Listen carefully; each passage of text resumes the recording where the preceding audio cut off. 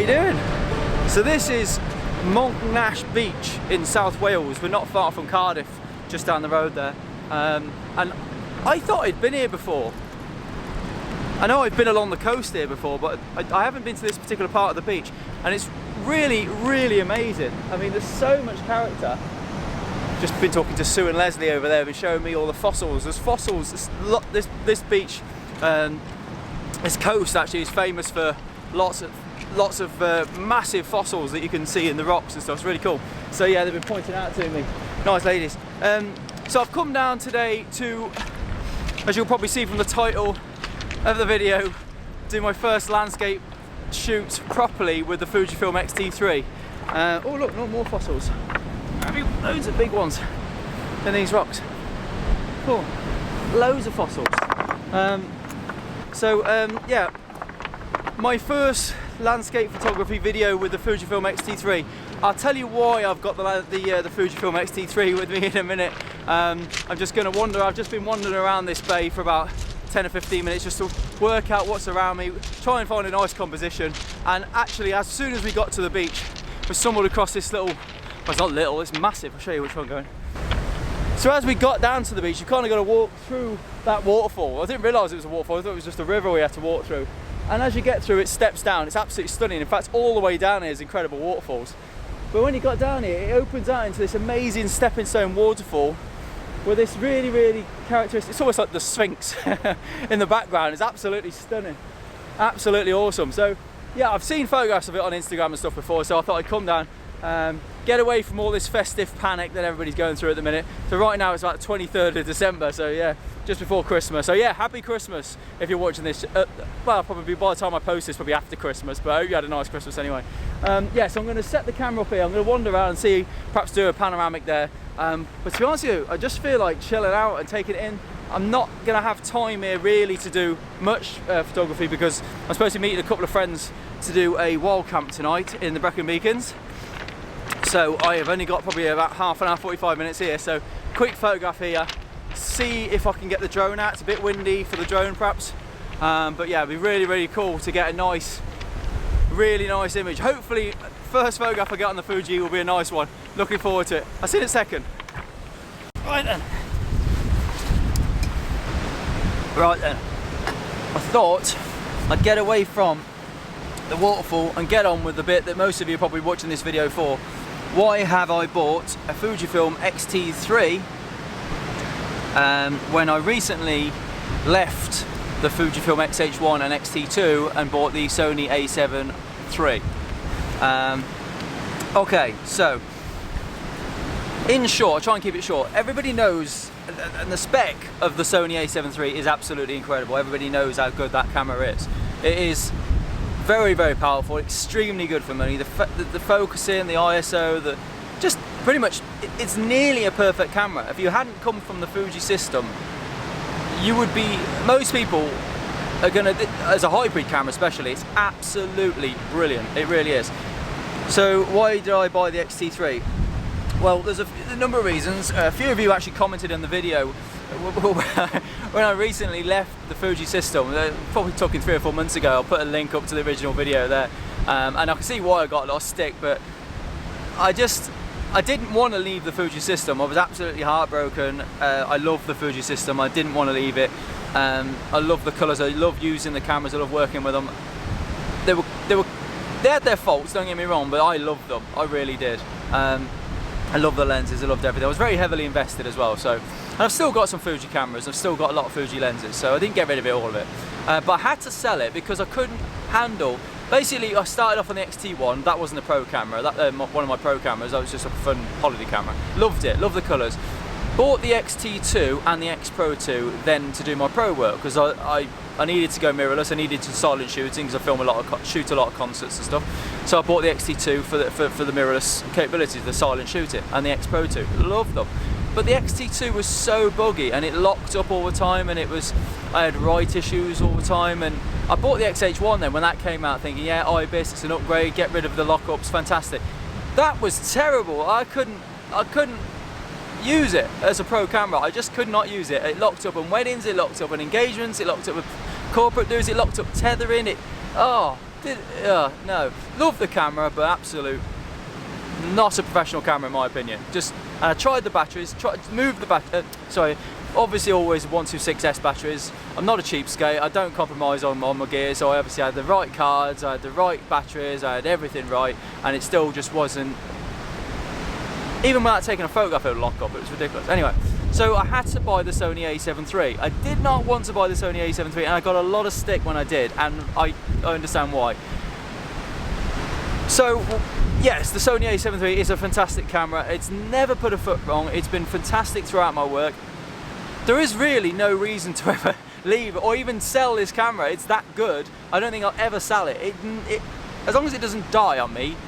I love the lenses with it. I love the full frame capabilities. I love the ISO. I love the dynamic range. I love the fact that it's sharp in Lightroom. There's no issues with sharpening like there was with the Fuji system. It's just brilliant. What I hate about the camera, I mean, oh yeah, the battery and the autofocus. If you're thinking of buying the a7 III, it's amazing. If you haven't come from a Fuji camera, you will love the a7 III, and if you've got small hands. So my first complaint with the Sony is the size of the grip. I can't hold it. So for a wedding, if I'm holding this for more than, well, all day, this is an f4 24-70, not particularly wide, but my primes were 1.4 primes, and my 1.8 primes and all them, agony. They're rough. There's like, look at the gap. My knuckles are touching the. I have got big hands, but you can't hold that for more than half an hour, so that's no good for a wedding. Also, if I need to do something quick for a client and they want the photographs there and then for social media, I've kind of built up a reputation of being able to supply the images really fast. As soon as I've shot the image, they can have it for their social media. So I can do that with a Fuji. I can't do it with a Sony. One, you can't tether, I don't think, to your phone, so you can't get the photographs off the camera anyway.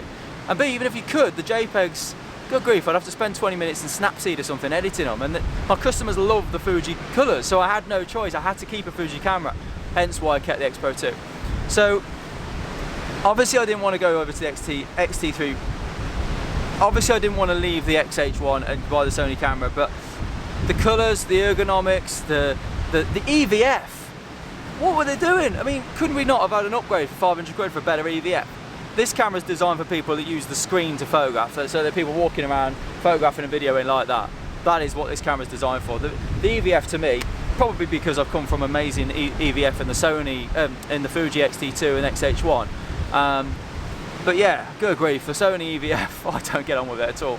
I actually had to put it on neutral and whack the contrast right down to -3 just so I can use the EVF, because I just didn't find it usable. But obviously, yeah, things like the battery, the focus, everything's incredible on this camera. The tracking for video, it's nearly perfect, nearly perfect. I just miss the ergonomics of the of the Fuji range. I miss the colours. Oh man, just to be able to spend 30 seconds editing a photograph as opposed to 3 hours, and then have your clients that have had. I did an engagement shoot with the Fuji system, that locked up, so I got the Sony system for the actual wedding, gave them the pictures, they didn't like the colours, I couldn't get the colours anything like as nice as the engagement shoot, and I thought, right, I'm in trouble here, I can't do the rest of my weddings on a Sony camera, I've got to have a Fuji camera. Now, basically that's got to prove itself. I've got a number of weddings coming up, a number of really important events, which you don't get a second opportunity at, and I'm going to have a lot of use out the Sony, at the Fuji. I'm going to do a lot of landscapes. I'm going to use it just randomly, just constantly. I never use constant high, but just use it as much as I can, and just see if I have any issues. Because obviously, when the bride's walking down the aisle, them crucial shots, first kiss, all that sort of thing, you can't miss that. So I'm going to have the Fuji with me at all times when I start using that Sony. The Fuji's going to be ready, kind of on my hip probably, ready to go. But yeah, I'm going to use the Fuji as much as I possibly can. I hope there's been a lot less. There has been some issues with the XT3, but there's been a lot less than there was with the XH1, a lot less with the XT2. So fingers crossed, Fuji have sorted it. I don't want to jinx it for everybody that's got the Fuji XT3s. A lot of you have got the Fuji XT2 and the XH1 haven't got any issues whatsoever, and I'm so jealous of you guys, I really am, because you won't have had to invest twice in all the lenses. Yeah, I'm thrilled to have it back, but it really has got to prove itself. So yeah, things like, I mean, I can't stand, I normally have the small rig L bracket on this, on the Sony. I left it at work so I couldn't show you, but that slides out there a little bit. So you can't get because it hasn't got an intervalometer built in, you've got to use an external intervalometer, and the flap that covers the hole is there in the bottom corner. I'm kind of sitting awkwardly here. So when you pop it out, you've got to force that bit of plastic around the front to get the intervalometer in. And a couple of weeks ago, in one of my leadership videos, it was just playing up, and I couldn't get my intervalometer to work. I lost all concentration. I wasn't enjoying it. So things like that. People say gear doesn't matter, but for me, I'm gonna break the rules here. Gear doesn't matter, because I want to enjoy using my cameras. I want to enjoy the experience. I want to enjoy editing them. I want to enjoy the whole thing about it. And with the Sony, the grip, the ergonomics, these little flaps on the side, they can't possibly be. The camera can't possibly be weather sealed with the flaps covering the holes like that. They just can't. It hasn't put a foot wrong, and I shouldn't be bitching about it. I do really like it. It's a workhorse, and yeah, it gets the job done, but I don't enjoy using it, and I certainly don't enjoy the colours. But yeah, so fingers crossed the Fuji will be. I don't know why they've given us the crap battery still. Fuji, if you're watching this, please don't give us another camera with this battery in it. We're all happy to go out and buy new batteries, just don't give us this 126S battery again, unless you're going to make these a lot more efficient, which I don't see how you can. Then batteries suck. So yeah, I'm really happy to have the Fuji camera back. I've ordered the 5140, that should have arrived today, but DPD didn't deliver it in time. So I've only got the 16 to 55, I've got the 23mm 1.4, the 23 f2, and the 50 f2, and then the Samyang 12mm, and I'll have to pick up a few, probably the 10 to 24 or something like that in the future, I don't know. So yeah, I'm going to take some pictures now, but I know I'm going to get some stick for this video. It's just my opinion. All this is my opinion. It's not fact. I do like the Sony. I don't love it. I never have. I love the Fuji already. I love using it. It's nowhere near as powerful as the Sony, I've got to say. The ISO, and yeah, the ISO upgrade from the XT2 to the XT3, I'm not seeing it. Somebody can give me an idea of how it's any better. I'm not seeing.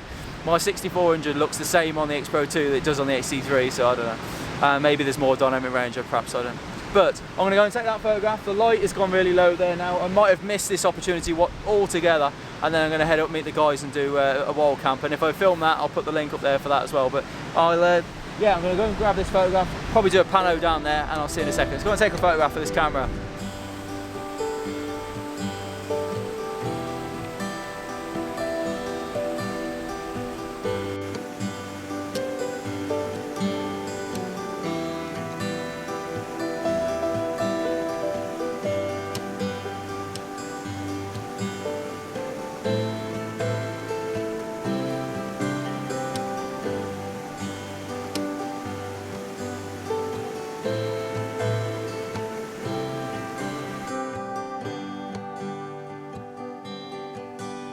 Right then, I have completely lost track of time. It's been really nice. I just sat here with my coffee, had a relax, and sat by the waterfall. The waves are coming in so fast, it's absolutely incredible. Yeah, I've only been sat here at 20 minutes, it feels like they're almost on top of me. So anyway, here's my waterfall. And I've decided to do a vertical pano. And yeah, just panning around. It's been about 6 vertical images to get all the way around. And I decided to do, I always do more with a panoramic than I think I'll need. Panel all the way around, right over to the sunset, because I thought there's a lot of detail in them clouds, and the sun has been diffused behind the sky. So I thought that might be really nice to try and bring out. And obviously that meant, because I've got this great big lump of rock in the foreground here, that meant that I'd have to bracket the photograph. I focused I'm at f13, focused in about 5 meters, 3 or 4 meters, maybe 5 meters into the photograph, and then 3 stop bracket. I'm hoping only to use 2 of the brackets. I don't really like using all 3. It tends to give me a surreal looking image. I'm not really fond of that. So hopefully it won't look all flat and HDR like, but retain all the detail in the sky, retain all the detail in the foreground, merge the 2 images together, and then just panned around there f13 to give me a nice sharp image. I'm starting the new year with my take one photograph attitude, so I've slowed down, look at the composition, make sure that I'm not getting anything wrong. I've used the leveling plate on the bottom of the tripod to make sure that the panoramic's going to be nice and level as I move the camera around. So if you haven't got a tripod leveling plate base, I'll put a link to the Amazon cheapie in there. It's absolutely brilliant. And Benro do one as well, but it's yeah, it's 45 quid. So it's absolutely brilliant. If you like doing panoramics, pick up the leveling plate. So that means that your horizon is going to stay. It means you haven't got to get the tripod absolutely bang on. So hopefully, yeah, no mistakes. 2-second timer, but I actually didn't realise this when I bought the Fujifilm XT3. I was complaining about it on the Sony that the intervalometer plug is on the bottom, whereas on the Fuji, they didn't have it on the XT2. They actually put a remote cable plug in the top of the camera, so when it's vertical, you've got a plug like a jack plug straight in the top. Absolutely brilliant. I didn't know that until I got the camera. So yeah, that's a Canon compatible jack, 2.5 jack if you wanted, about £5 on eBay. Absolutely brilliant, really, really pleased with that. So yeah, nice, very, very simple, bracketed, non-HDR looking bracket with a polarizer just to cut through a bit of the wet rocks there. There's quite a bit of, it's not too bad, you didn't really need the polarizer to be honest with you, but if you can see the rocks, it's always nice, isn't it? So yeah, I'm gonna have to rush.